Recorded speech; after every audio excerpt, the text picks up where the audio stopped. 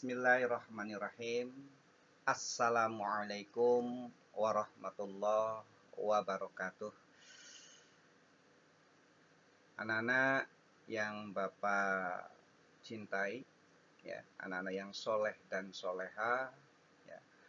Pada pertemuan kali ini kita akan coba mengkaji bab 2 ya anak ya, yaitu cara halal mengkonsumsi daging. Semoga dengan pembelajaran hari ini bisa membantu kalian memahami ya bagaimana kita mengkonsumsi daging, tata caranya yang dihalalkan dalam agama kita yaitu agama Islam. Baik anak-anak yang Bapak sayangi ya, yang dimuliakan Allah tentunya ya Nak ya. Untuk materi kita hari ini, sebelum Bapak akan menjelaskan, tentunya kalian harus paham dulu apa ya tujuan dari pembelajaran kita hari ini, ya, supaya kita nanti bisa memahami ya apa itu bab 2 ini, yaitu cara halal mengkonsumsi daging. Adapun tujuan anak-anak ya yang harus dicapai oleh kalian nanti dari pembelajaran kita hari ini, kalian harus bisa menjelaskan pengertian penyembelihan hewan ya. Tentunya di dalamnya ketika penyembelihan hewan itu ada rukun dan syaratnya ya yang harus dijelaskan oleh kalian. Juga tata cara penyembelihan hewan ya. Dan pada akhirnya kalian pun harus bisa menjelaskan apa sih hikmah dan manfaat daripada penyembelihan. Baik anak-anak yang Bapak cintai ya. Nah, ini coba kita lihat di layar PPT. Di sana ada gambar sapi ya Nak ya. Ada kerbau ya. Di mana Allah Subhanahu wa taala ya yang harus kita renungkan. Di satu sisi menciptakan kita manusia, ya. Di sisi lain, manusia itu dalam kehidupannya perlu yang namanya kebutuhan-kebutuhan, ya. Oleh karena itu Allah ciptakan tumbuh-tumbuhan, Allah ciptakan hewan, Allah ciptakan kekayaan alam yang ada di bumi ini, semuanya adalah untuk manusia, ya. Nah, oleh karena itu, dalam melaksanakan kehidupan itu, manusia dihadapkan kepada sesuatu yang dinamakan halal atau haram. Ya, salah satunya anak-anak halal dan haramnya makanan itu ditentukan oleh 3 hal. Ya, yang pertama kita harus melihat jenisnya. Ya, salah satu contoh umpamanya jenis hewan babi ya, jelas itu sudah ditentukan oleh Allah dan hadis Nabi ya Nak ya, bahwa babi itu haram. Yang kedua, selain tadi yang pertama ada jenisnya, yang kedua cara mendapatkannya. Sekalipun makanan itu halal, binatang itu dihalalkan oleh Allah seperti binatang ternak contohnya ya Nak ya. Nah, kalau didapatkannya atau dibeli dari hasil mencuri, hasil korupsi, maka yang tadinya binatang ternak itu halal, maka menjadi haram dimakannya. Dan yang ketiga, untuk halal dan haramnya makanan itu dikarenakan dari proses ya penyembelihannya. Nah, dalam materi bab 2 ini tentunya poin yang ketiga ini yang akan kita jelaskan, yaitu tentang proses penyembelihan sehingga daging yang ada itu halal dimakan oleh kita. Baik anak-anak yang Bapak sayangi ya, dalam agama kita ada 5 hukum yang harus kalian pahami dulu ya. Yang pertama adalah wajib. Insya Allah kalian paham apa itu wajib ya Nak ya. Yang kedua haram ya. Yang ketiga sunnah ya Nak ya. Yang keempat makruh dan yang kelima mubah. Atau mubah ini artinya adalah boleh. Bisa juga mubah ini disebut dengan kata jaiz atau juga bisa disebut dengan halal. Kalau kaitannya dengan apa yang dikonsumsi oleh manusia, maka halal itu di sana, ya nak ya. Lawannya adalah tadi haram, ya nak ya. Baik anak-anak yang Bapak yang soleh dan soleha, ya. Kita lihat anak-anak penyembelihan hewan, ya, penyembelihan hewan. Nah, apa sih yang dimaksud dengan penyembelihan hewan? Ya, di dalam fikih penyembelihan hewan biasa dikenal dengan istilah udhiyah. Ya nak ya, baik jangan lupa ya nak ya, udhiyah, ya nak ya. Adapun pengertian menurut bahasa penyembelihan hewan itu adalah baik dan suci. Boleh kalian kaitkan dengan buku yang ada, yaitu buku cetak, ya nak ya. Di sana arti menurut bahasa penyembelihan adalah baik dan suci. Apa maksudnya nak? Ya, maksudnya adalah hewan yang disembelih itu harus sesuai dengan ajaran Islam, sayang. Nah, yang kedua ya, arti penyembelihan hewan menurut istilah. Nah, ketika hewan itu disembelih, ya nak ya, tentunya akan menghilangkan rohnya, ya, melenyapkan rohnya, ya, di mana di dalam penyembelihan hewan itu harus ada ketentuan memotong 3 hal. Jangan lupa ya anak-anak ya. Yang pertama adalah memotong saluran. Nah, di sini ada yang namanya saluran makan, ya, ada saluran tenggorokan atau saluran pernapasan, juga ada urat nadi. Nah, oleh karena itu ketika menyembelih, ya, ketiga hal itu harus putus, ya. Anak-anak bisa jelas ya, Nak ya. Terus berikutnya anak-anak tolong perhatikan, di dalam penyembelihan hewan itu ada 2 cara. Yang pertama adalah cara tradisional, manual, ya. Seperti yang kalian lihat ketika penyembelihan kurban di masjid-masjid, ya, menggunakan pisau atau golok ya nak ya. Nah, ini adalah cara penyembelihan tradisional, ya. Kelemahannya apa? Kalau tradisional itu tentunya hewan yang disembelih dalam dalam jumlah sedikit, ya nak ya, satu persatu disembelih, ya nak ya. Sedangkan yang kedua adalah cara mekanik, di mana menyembelih hewan menggunakan mesin potong hewan. Nah, bagaimana menurut ajaran Islam cara tradisional dan cara mekanik ini? Dalam Islam halal dagingnya, baik disembelih dengan cara tradisional maupun cara mekanik. Tentunya harus sesuai dengan ketentuan syariat Islam. Ya nak ya. Nah, contoh tadi ya tradisional maupun mekanik harus memutus 3 hal. Di sini saluran pernapasan, ya, saluran makan, dan urat nadi yang harus diputus, ya.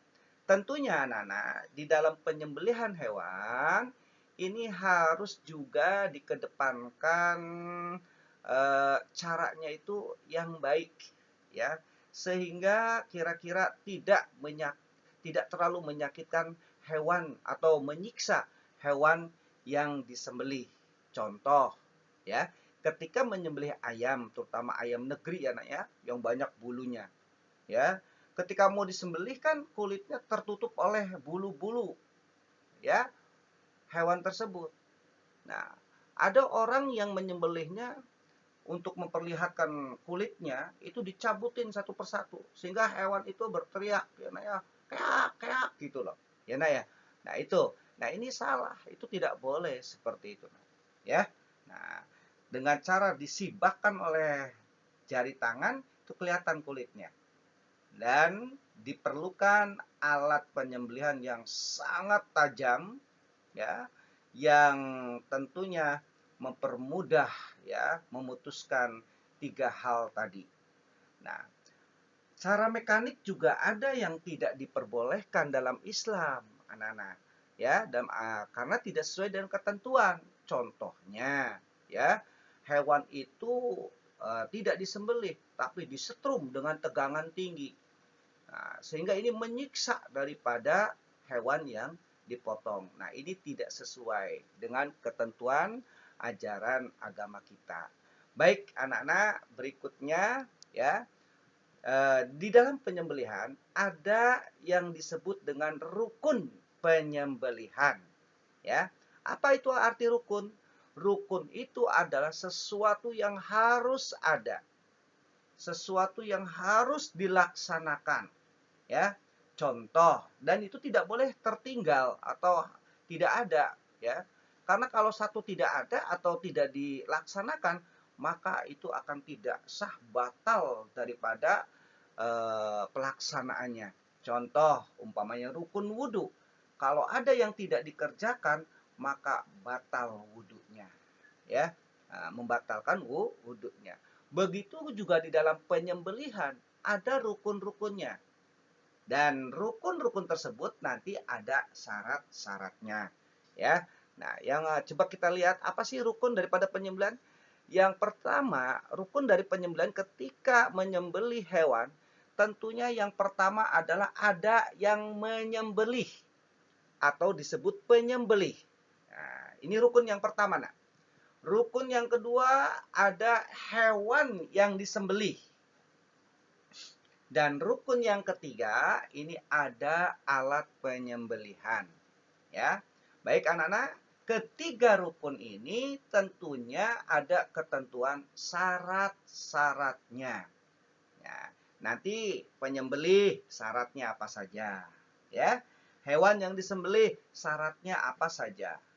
Nah, terus alat penyembelihan syaratnya harus bagaimana? Itulah ketentuan-ketentuan di dalam penyembelihan. Ya, anak-anak ya. Selanjutnya, anak-anak coba dilihat di PPT. Yang pertama, rukun pertama adalah penyembelih. Apa syarat-syaratnya? Anak-anak coba dicek di buku cetak ya. Tentunya ada di buku cetak itu ada yang mungkin tidak termasuk di buku ya, Nak ya. Coba lihat ya. Silakan nanti kalau yang ada di bukunya tidak ada ditambahkan ya, Nak ya. Yang pertama, penyembelih, artinya orang yang menyembelih itu yang pertama itu harus berakal sehat. Ya. Dalam arti apa? Tidak gila atau stres. Yang kedua, penyembelih itu harus sudah balik. Nah, anak-anak kecil yang belum balik itu tidak bisa melakukan penyembelihan. Karena pengetahuan untuk menyembelihnya masih terbatas. Dan secara tanggung jawab pun belum terbebani tanggung jawab untuk anak-anak yang belum balik ya. Yang ketiga adalah syaratnya penyembelih itu muslim, orang Islam. Ya, anak-anak ya. Atau ahlul kitab. Karena ada ayat yang menyampaikan bahwa sembelihan ahlul kitab itu halal bagi kita, juga halal bagi mereka, ya, ahlul kitab. Dan yang keempat syaratnya, baik muslim maupun ahlul kitab, ada syarat harus menyebut nama Allah, ya. Baik anak-anak, ya, harus dipahami dulu syarat-syarat ini. Tentunya kalian masih asing, apa sih yang dimaksud dengan ahlul kitab, ya. Anak-anak, kalian masih ingat barangkali ketika kelas 8 di sana ada iman kepada kitab-kitab Allah, ya. Di mana Allah menurunkan kitab kepada 4 orang nabi. Nah, jangan lupa. Yang pertama yaitu kitab Taurat, ya, yang diturunkan kepada Nabi Musa alaihissalam. Yang kedua adalah kitab Zabur, ya, yang diturunkan kepada Nabi Daud. Dan yang ketiga adalah kitab Injil yang diturunkan kepada Nabi Isa. Dan yang terakhir adalah kitab Al-Quran yang diturunkan kepada Nabi kita, yaitu Nabi Muhammad Sallallahu Alaihi Wasallam. Apa sih yang dimaksud dengan ahlul kitab di dalam ayat ini, sehingga ya sembelihan daripada ahlul kitab itu halal buat kita?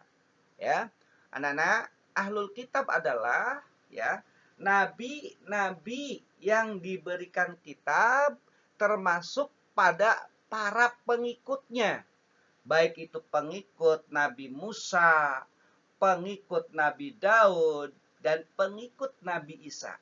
Dengan catatan, tolong perhatikan Bapak, mereka para pengikutnya itu masih menggunakan kitab yang murni. Nah, yang murni, yang betul-betul asli diberikan kepada nabi-nabinya. Tetapi ketika kalian diajarkan di kelas 8, kita sudah jelaskan anak-anak bahwa baik kitab Taurat, kitab Zabur, maupun kitab Injil, dalam pemahaman kita agama Islam, ya nak ya, bahwa kitab-kitab tersebut setelah nabinya wafat, nah ini terjadi perubahan-perubahan, ditambah-tambahkan, dikurang-kurangkan. Nah, sehingga tidak ada lagi kitab Zabur, Taurat, Injil yang asli, yang murni, ajarannya dari Allah. Sehingga Allah turunkan Al-Quran, anak-anak, di mana Al-Quran isi di dalamnya adalah terdapat ajaran Taurat, Zabur, dan Injil. Coba kita renungkan, nak. Kalau memang masih ada pengikut nabi-nabi tadi, Nabi Musa, pengikut Nabi Musa, pengikut Nabi Daud, dan pengikut Nabi Isa, ya, kalau mereka masih menggunakan kitab Taurat, Zabur, dan Injil, aslikah, masih murnikah? Salah satu ciri bahwa kitab-kitab yang diturunkan Allah mengajarkan ajaran tauhid, ya, ajaran tauhid, yaitu ajaran dari kata tauhid itu dari kata wahidun, artinya satu, ya nak ya. Sekali lagi, tauhid, ya, agama tauhid itu agama yang disebut dengan istilah agama tauhid sejak Nabi Adam sampai Nabi Muhammad, ya. Baru ketika Nabi Muhammad, sebutan agama tauhid, ya, dikenal dengan sebutan agama Islam. Agama tauhid adalah agama yang mengesahkan Allah, meyakini satu Tuhan, yaitu Allah, ya nak ya. Nah, yaitu dengan istilah la ilaha illallah. Sejak Nabi Adam, Nuh, Idris, sampai Nabi Muhammad tetap mengajarkan la ilaha illallah. Ajaran tauhid, yaitu tidak ada Tuhan kecuali Allah. Ternyata kitab-kitab yang ada, ya, ini sudah mengalami perubahan. Bahkan ada yang menjadikan nabinya sebagai Tuhan. Mohon maaf ya, nah ya. Ya, ini yang dianut oleh Kristiani, ya, yaitu atau yang disebut oleh agama-agama Nasrani, ya. Kita tetap, ya, nah, dalam ajaran menyembah la ilaha illallah. Dari seperti itu situasi dan kondisi, ya, karena sudah ada terjadi perubahan-perubahan kitab-kitab yang diajarkan oleh Nabi dan Rasulnya, sehingga ahlul kitab, banyak penafsiran ulama yang mengatakan untuk sekarang ini sudah tidak ada, ya.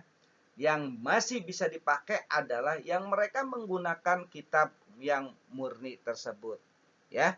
Sehingga anak-anak, sembelihan mereka, ya, tergantung kepada kemurnian kitab yang dianutnya.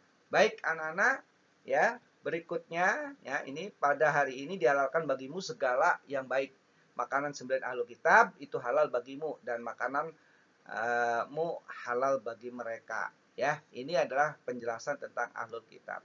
Baik anak-anak, kriteria ahlul kitab yang halal sembelihannya. Coba lihat, yang pertama, kalaupun memang ada ahlul kitab ya, penganut Nabi Daud, Nabi Musa dan Nabi Isa, nah, kalaupun ada, syaratnya kriterianya satu, ketika menyembelih mereka menyebut nama Allah. Ya, biasa dikenal ketika menyembelih bismillahi Allahu akbar. Ya, nak ya. Nah, kita coba pikirkan baik-baik. Ketika non-muslim menyebutkan nama Allah, ikhlaskah dalam hatinya mengakui bahwa Allah itu Tuhan kita? Tentunya tidak, ya nak ya. Baik, yang kedua. Nah, ini mohon maaf dipahami ya nak ya. Insya Allah mudah-mudahan ayat ini keluar di PH ya nak ya. Wala ta'kulu mimma yuzkarismullahi alaihi wa innahu lafisq. Ya nak ya. Nah, wala ta'kulu, dan janganlah ta'kulu kamu memakan mimma dari apa lam yuzkarismullah yang tidak disebut ismu Allah, nama Allah. Yuzkari dari kata zakaro, zikir. Nah ya, biasa diartikan dengan kata ingat atau sebut. Ya.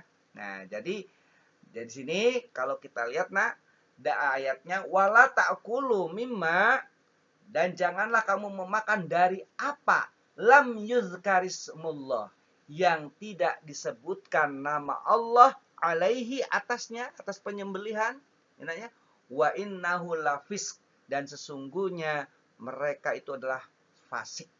Ya. Oke, ya. Jadi anak-anak ketika menyembelih baik oleh muslim maupun ahlul kitab tetap harus menyebut kalimat Allah. Bismillahi Allahu akbar. Baru hewan itu disembelih oleh kita, ya. Nah ini arti lengkapnya, janganlah kamu memakan binatang-binatang yang tidak disebut nama Allah ketika menyembelihnya. Sesungguhnya perbuatan semacam itu adalah suatu kefasikan. Ya, baik.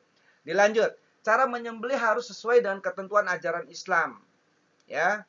Ahlul kitab itu kalau menyembelih ya tetap harus sesuai ketentuan Islam. Memutuskan 3 tadi, ya. Terputus tenggorokan, kerongkongan, dan urat nadi leher. Ya, nak ya. Dan yang ketiga, yang disembelih oleh ahlul kitab itu tidak untuk persembahan selain Allah. Ya. Yang jelas tujuannya adalah karena Allah.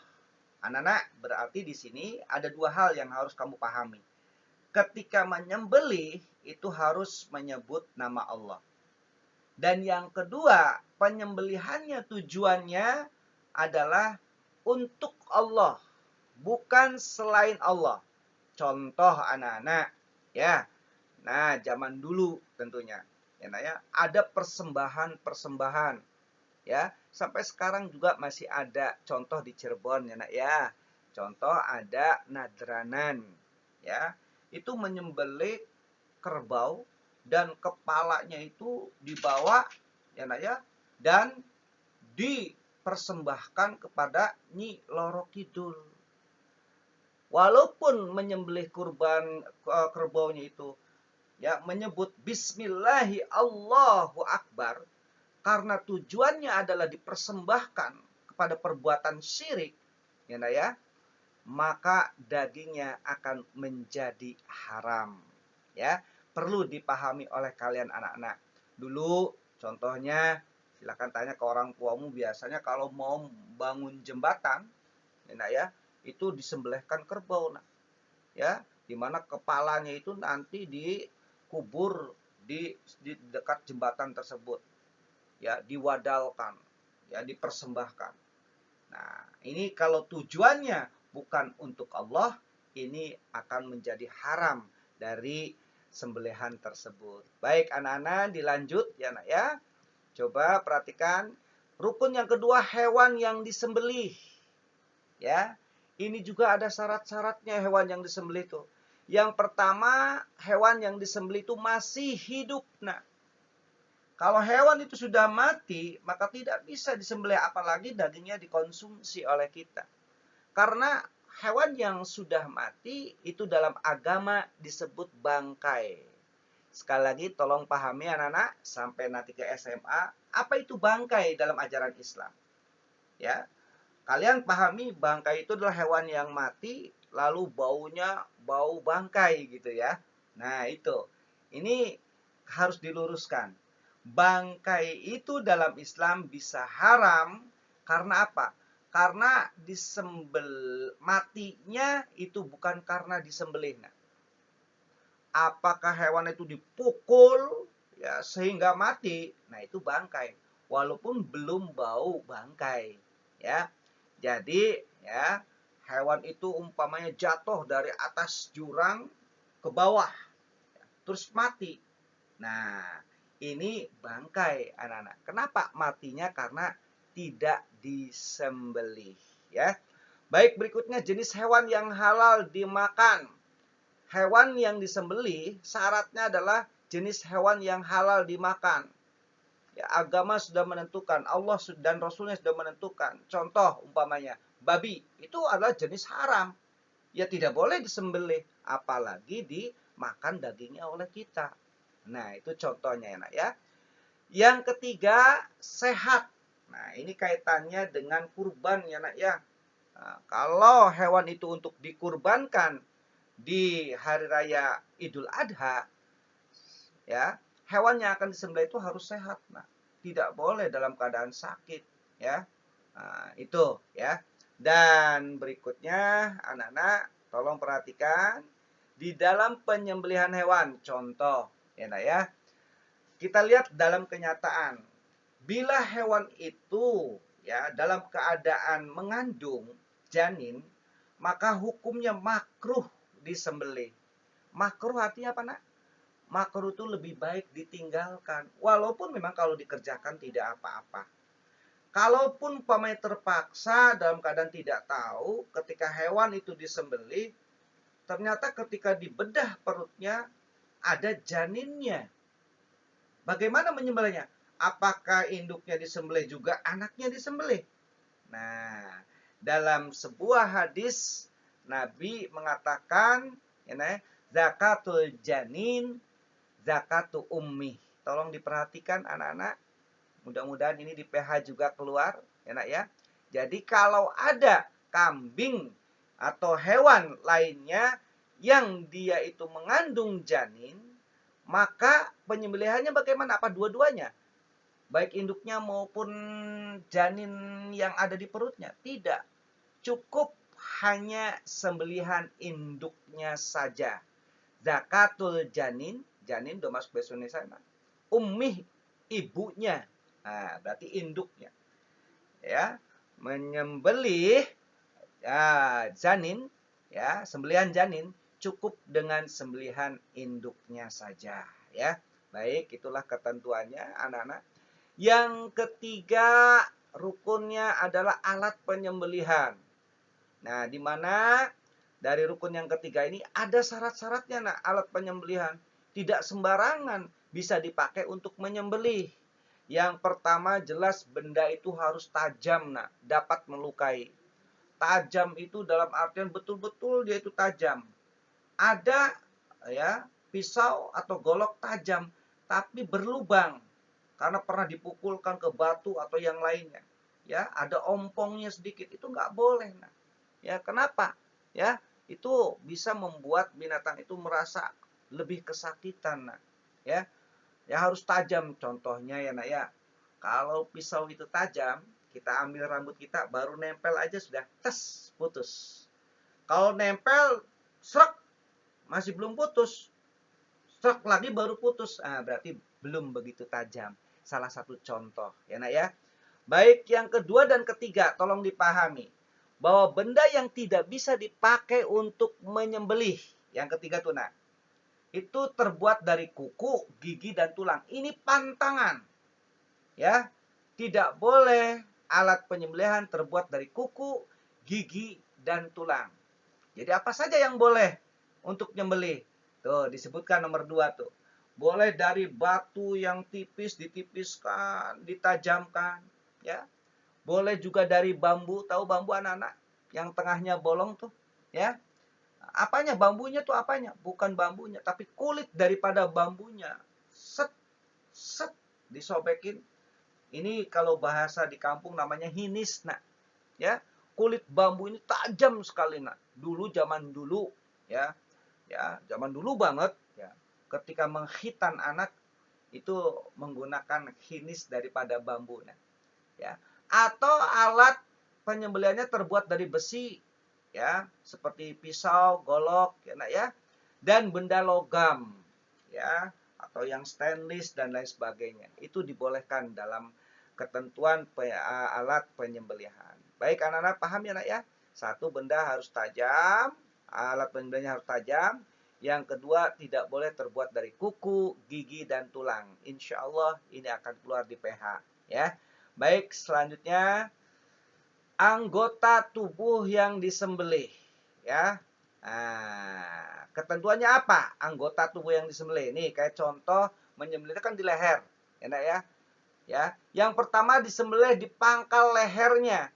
Anak-anak ada binatang yang lehernya panjang seperti unta, ya nak ya. Nah, bagaimana cara menyembelihnya? Di tengahnya atau yang paling bawah? Tidak, di pangkal atas. Nah, ya. Dengan cara apa? Memotong tadi 3 hal itu. Yang pertama 2 urat nadi, saluran pernapasan, yang kedua atau disebut tenggorokan, dan yang ketiga saluran makan atau disebut dengan kerongkongan. Ketiganya harus putus ya nak ya.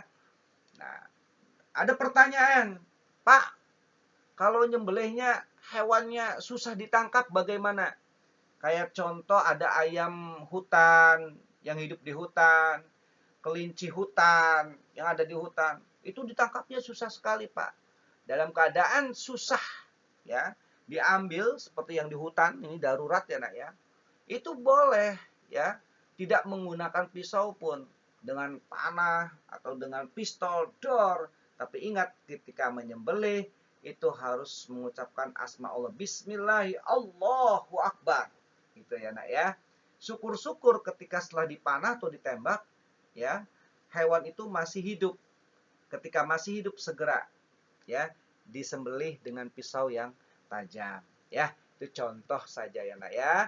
Baik, yang terkait dalam penyembelihan hewan yaitu tata caranya. Anak-anak, bagaimana cara menyembelih hewan? Ya, yang pertama tata caranya terlebih dahulu tajamkan pisau. Ya, nah di dalam tata cara penyembelihan hewan pun di sini ada akhlak, nah, ya, akhlak kita terhadap binatang, bukan asal sembelih-sembelih saja. Yaitu yang kedua, hewan yang ingin disembelih itu harus menghadap kiblat. Nah, ada akhlak lain yaitu tidak boleh kita menyembelih hewan di depan hewan lain yang akan disembelih. Ya, atau tidak boleh kita menampakkan pisau di depan hewan. Itu tidak boleh sayang. Ya, baik itu ya diantaranya. Yang kedua, hewan yang ingin disembelih harus, ya, dibaringkan dan menghadap kiblat. Sekali lagi anak-anak, menghadap kiblat. Apa yang dimaksud dengan kiblat? Ayo, anak-anak ada yang tahu nggak? Kiblat itu seperti kita sholat menghadap kiblat. Artinya kita menghadap ke Ka'bah, sayang. Ya. Nah, makanya terjadi perubahan-perubahan ya, nak ya. Kemarin-kemarin, oh kurang geser gitu ya, nak ya. Nah, itu menghadap Ka'bah. Nama lain dari Ka'bah apa, nak? Masih ingat nggak? Kalau itu keluar di PH. Ka'bah itu ada sebutannya, nama lainnya, yaitu Baitullah. Boleh diartikan hewan yang ingin disembelih harus menghadap Baitullah atau kiblat. Ya, nak ya. Baik, Bapak lanjutkan. Yang ketiga, ketika menyembelih harus menyebut nama Allah, basmalah. Bismillahi Allahu Akbar. Dan ketika menyembelih tata caranya itu harus memotong urat nadi, kerongkongan, dan tenggorokan di leher. Ya. Dan ketentuan yang kelima, dimakruhkan memotong leher sampai putus, nah. Ya, usahakan ketika menyembelih jangan sampai putus semua. Cukup bagian samping ke depan, ke samping sini lagi. Ya nak ya, makruh ya, dalam arti apa nak? Lebih baik ditinggalkan. Tapi kalaupun tidak juga boleh-boleh saja. Ya nak ya. Baik, contoh itu. Baik, berikutnya. Nah, ini hikmahnya ya. Hikmah penyembelihan hewan. Insya Allah banyak banget nih yang keluar di PH. Nah, sampai kalau tidak salah ada 4 atau 5 soal. Tolong dipahami betul.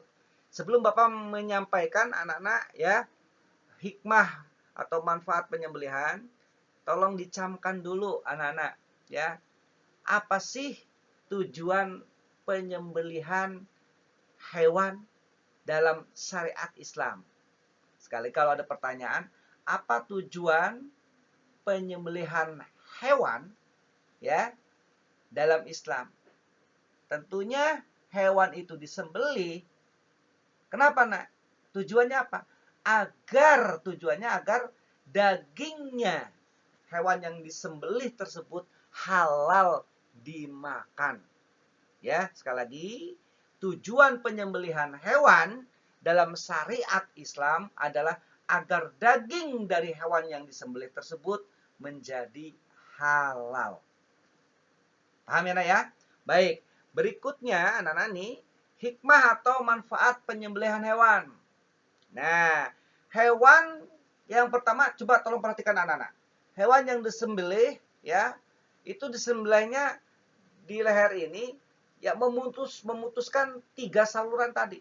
Saluran makan, saluran pernapasan, dan urat nadi. Apa sih hikmahnya? Kenapa? Ya, ini diputuskan, nak.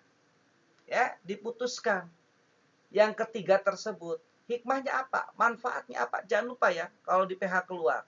Ya, hikmahnya apa? Coba lihat nak, ketika disembelih hewan itu, ya nak ya, diputuskan ini 3 saluran itu, apa yang terjadi nak? Darah yang ada di sekujur tubuh hewan itu keluar nak, ya, dari sembelihan tersebut keluar semua. Nah, sehingga apa? Darah yang ada di tubuh hewan itu sudah dikeluarkan. Sehingga daging yang ada di dalam tubuh hewan tersebut bersih dari darah. Nah, sehingga apa? Ya, dagingnya tersebut menjadi sehat. Ya, karena sudah dikeluarkan darahnya. Lain halnya dengan hewan yang matinya dipukulin, pukul. Bapak tanya, ketika mati, ya kan, bagaimana posisi darahnya?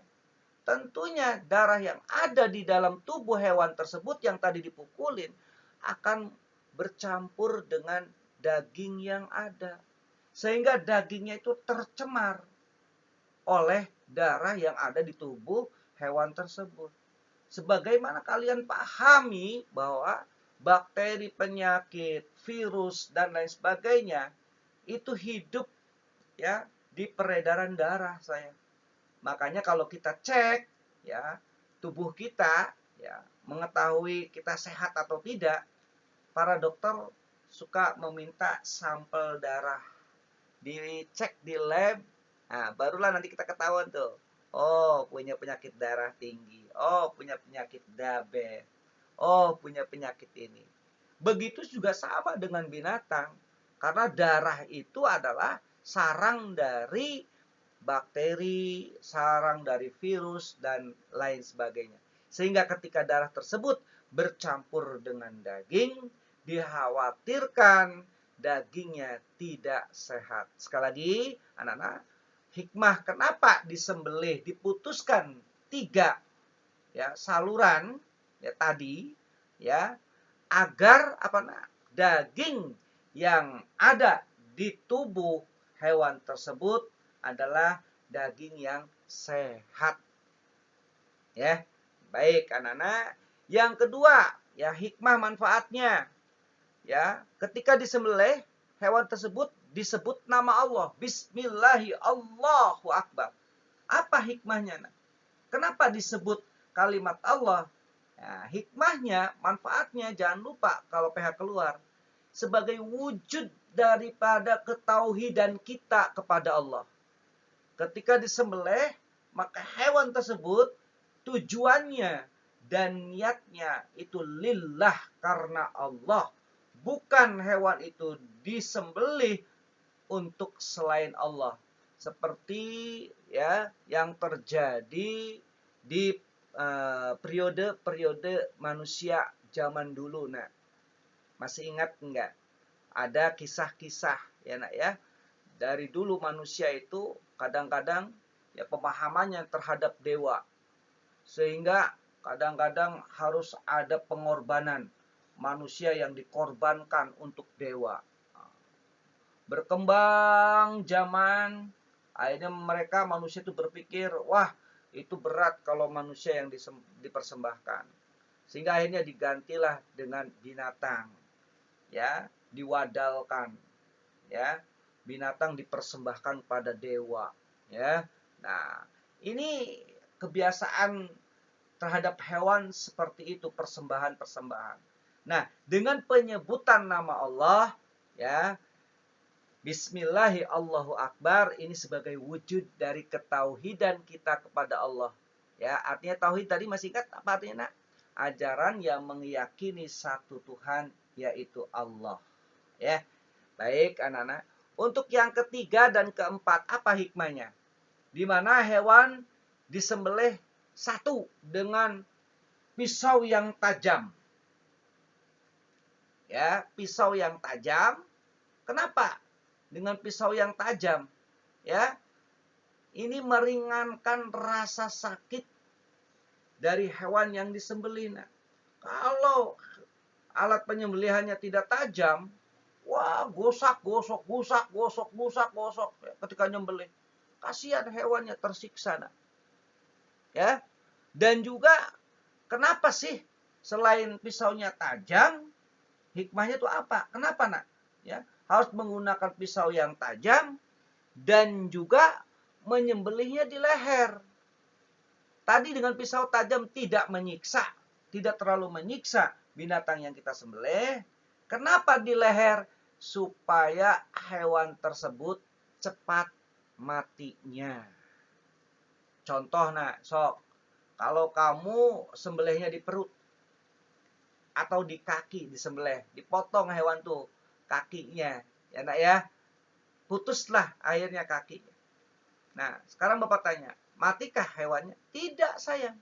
Ya, hewannya tetap hidup. Nah, walaupun dia pincang, tidak ada kakinya. Dan ingat ya, jangan lupa ya. Tadi kaki yang diputus ya nak ya, dipotong, maka bagaimana?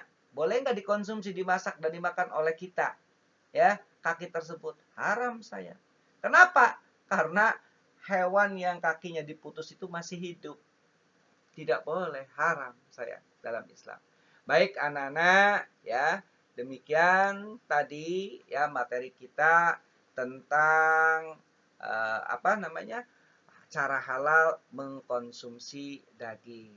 Ya, memang dalam pembahasan kita adalah adanya keterbatasan waktu ya nak ya. Untuk lebih jauhnya tentunya ya harus ada praktek penyembelihan supaya kalian bisa paham betul ya nak ya, apa ya dan bagaimana cara penyembelihan yang dibenarkan dalam agama kita. Anak-anak yang Bapak sayangi, yang soleh dan soleha, demikian tadi praktek pembelajaran tentang cara halal mengkonsumsi daging. Ya, kalau kalian ternyata belum puas, itu pertanda sangat baik. Ya nak ya, artinya kita tetap ya punya keingintahuan. Ya, mudah-mudahan dalam kesempatan lain Bapak bisa menyampaikan video pembelajaran tentang praktek daripada penyembelihan hewan. Diharapkan terutama buat murid-murid atau siswa-siswa yang laki-laki akan lebih baik lagi paham dan bisa mempraktekkan. Kenapa? Akan lebih halal dagingnya ya, karena yakin dipotong dengan ketentuan-ketentuan daripada ajaran agama kita. Ya, coba kita lihat ayah dan bunda kamu atau bunda-bunda kamu ketika memasak daging, coba kita tanya, dari mana dagingnya? Tentunya beli di pasar. Sudahkah dipastikan sembelihan yang dari pasar itu halal atau tidak? Nah, ini adalah sebuah pertanyaan yang sampai sekarang ya, kecuali kalau yang pedagang di pasarnya tidak bertanggung jawab, tidak memahami agama, maka tentunya sembelihannya, dagingnya juga akan menentukan halal atau tidaknya. Baik anak-anak yang Bapak cintai, ya Bapak sayangi, yang soleh dan solehah, semoga ya pembelajaran hari ini bisa bermanfaat buat kalian. Ya, sukses selalu dan ingat selalu mencoba dan mencoba untuk bersemangat, untuk berusaha ya, memberikan yang terbaik. Satu pesan Bapak anak-anak, PAI bukan hanya yang dicari nilai yang tinggi ya, tetapi ya yang tidak kalah penting adalah bagaimana agama Islam itu, pembelajaran agama Islam itu dapat dilakukan, dipraktekkan dalam kehidupan sehari-hari. Sehingga hidup kita selalu mendapatkan ridha Allah, selalu mendapatkan rahmat dari Allah Subhanahu wa taala. Ya, billahi taufik wal hidayah. Bapak tutup dulu dengan assalamualaikum warahmatullahi wabarakatuh.